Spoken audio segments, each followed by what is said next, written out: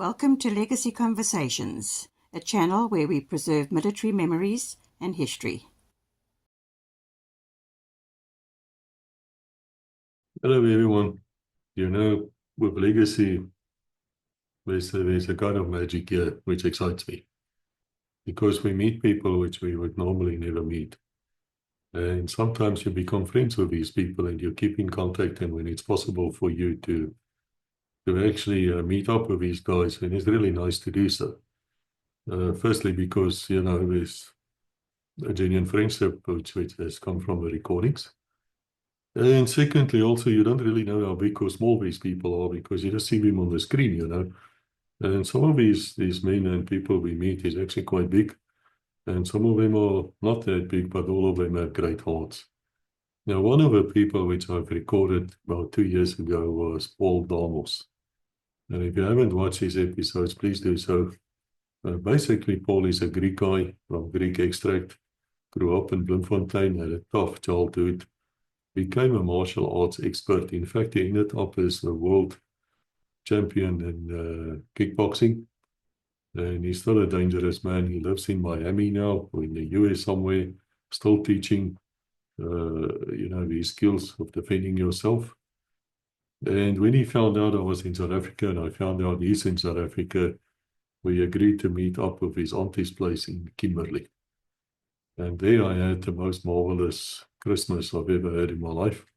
I can tell you, I thoroughly enjoyed the Greek culture. Man, it is fantastic.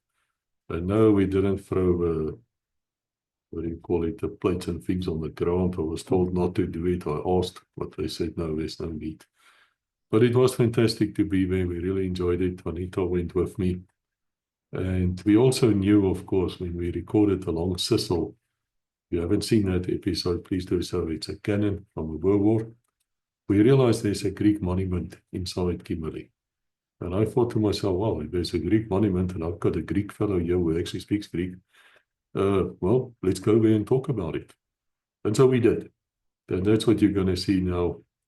And there's going to be a trick question at the end. I want you to tell me how many pillars do you see in this video. Is it 12 or is it 16? And don't cheat, don't go away and count. See you on the videos. And I'm sure we'll be able to give you an answer a bit later. But first, let us look at the sponsor.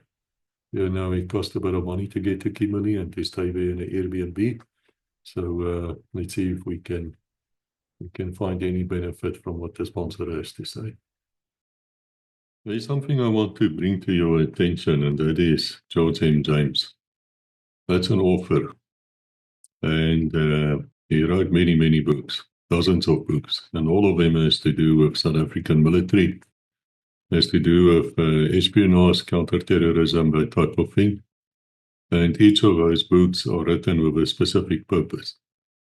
And there are 53 of them.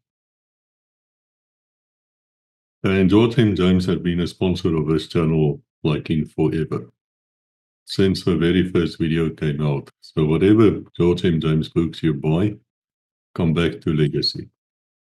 And they are available on audio, they're available on Kindle, they're available in paper, hardcover and softcover.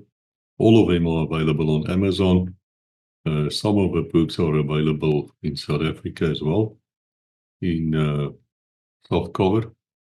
And I'll leave the details here. I urge you to have a look at it. Go to the website, have a look at the website. And I'm sure you're going to discover marvelous things there.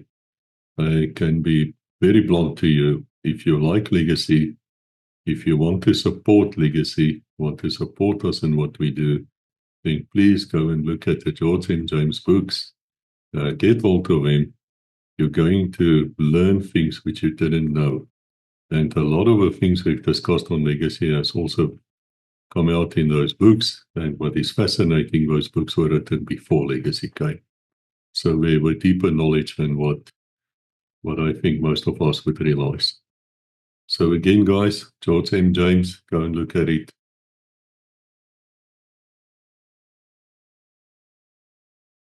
Ja, goeiemiddag. My naam is Marius Nagel. Ek is hier van Kimberley.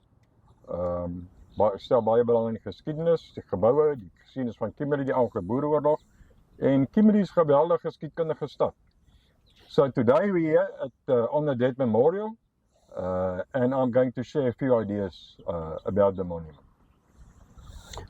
I'm Paul Danos. I'm an ex-SADF member. I did my military service from 1985 to 87 at 8SI as a corporal. I'm here with Marius because this structure behind us has some Greek origins in it. The monument was today we stand at the On a Dead Memorial. This was dedicated on the 28th of November 1904, 5 years after the last battle in Kimberley. That was the second battle of Carter's Ridge that took place on 28th November 1899. And the 27 people that lost their lives in that battle is also buried in this monument. This monument, the idea came from Cecil John Rhodes when he was in Kimberley when the siege started.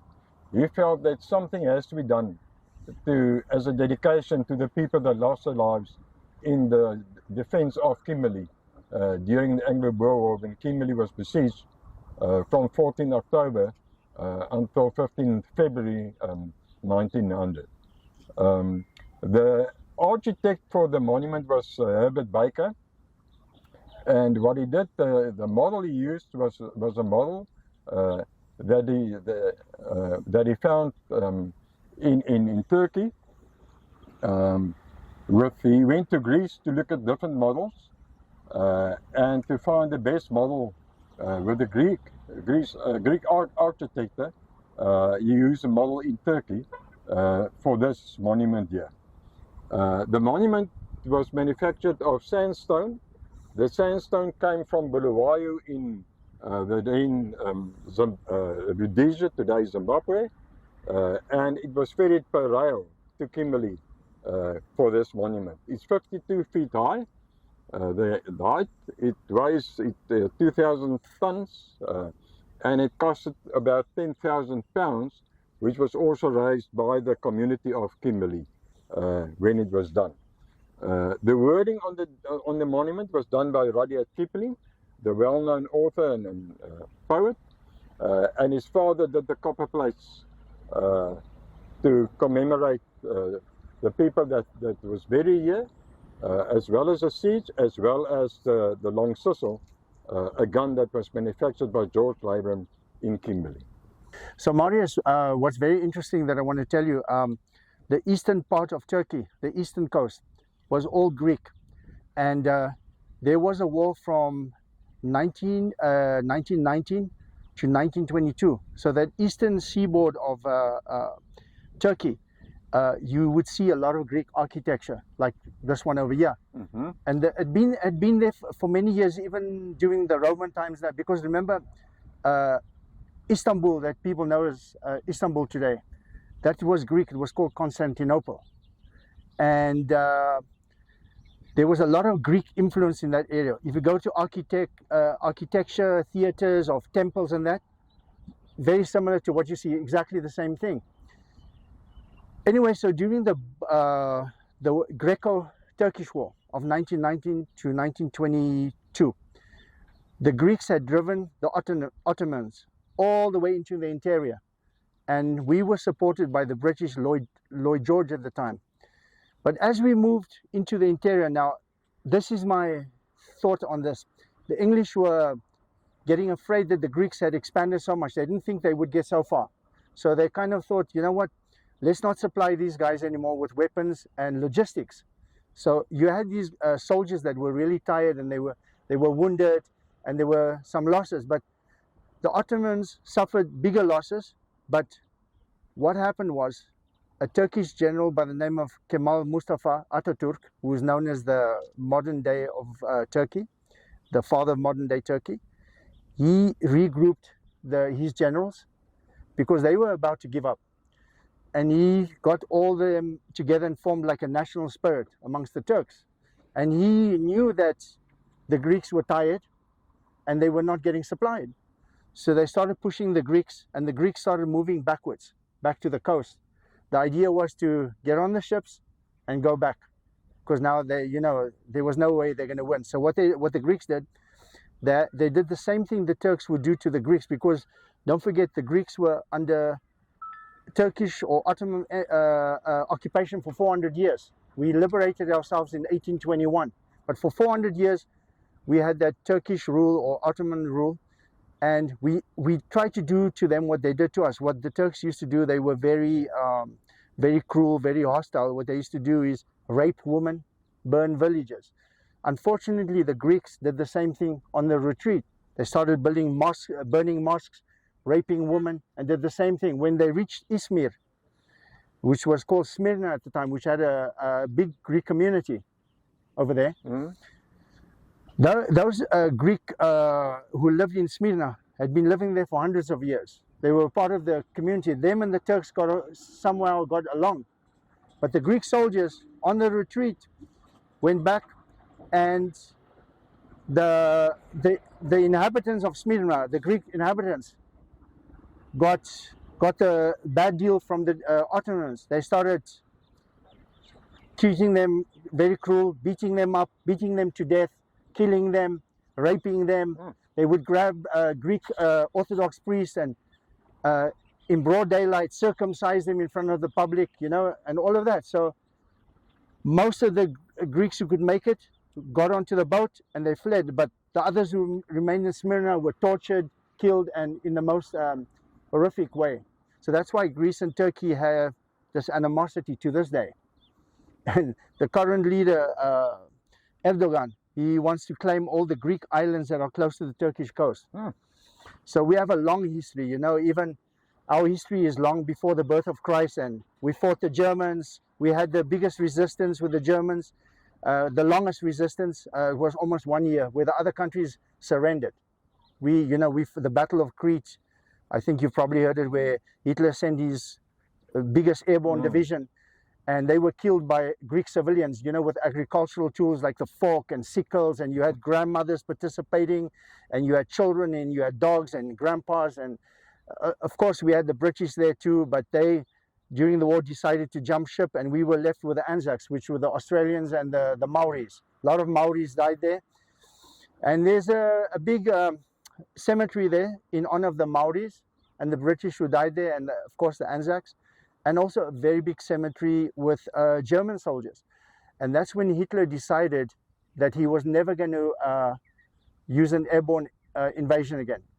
Once that happened, he said, no way. So actually, that was a turning point in the battle, because the Germans thought it was going to be a piece of cake. They're going to invade the island and take over it easy.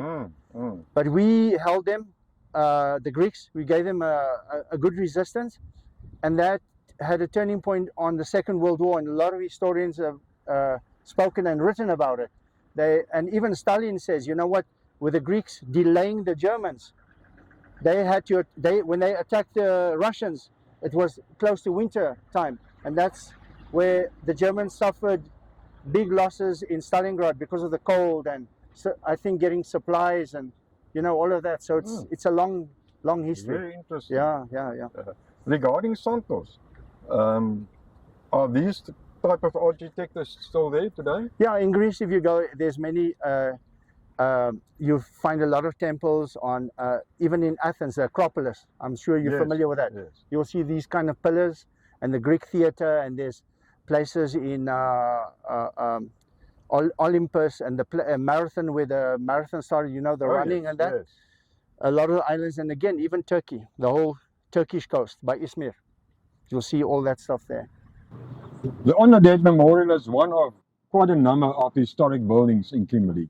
Kimberley has the diamond fields, the diamond era.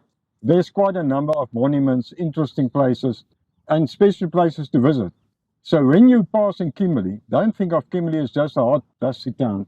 Please come and join us. Read about the history, learn about the history, and enjoy the day with us.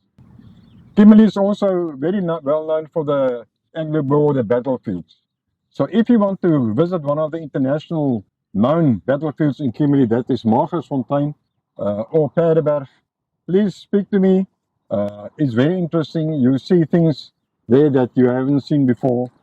and it'll make your day. I've been on Legacy on 2 occasions. Koos has hosted me on Legacy, and I promised him to get him a former soldier from Greece to talk about World War II and Greek history, so people can get more enlightened on the Greek history and maybe understand where my ancestry is from.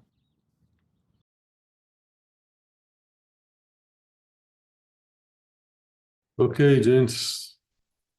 In case you're wondering how many pillars there are in that actual monument, it's 16. It's not 12. There was huge arguments between us standing there recording. But if you look at this picture, you will clearly see there's actually 16 of them and not 12. And so be it.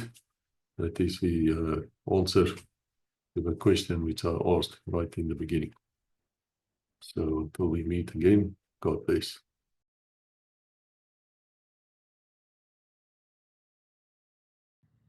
Oh, very interesting. Yeah. Very interesting.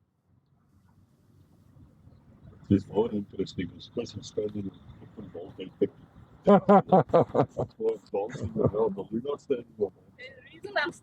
I see you at least. Oh shit, I can see them. Thank you for watching. Please like, subscribe, and ring the bell to receive notifications.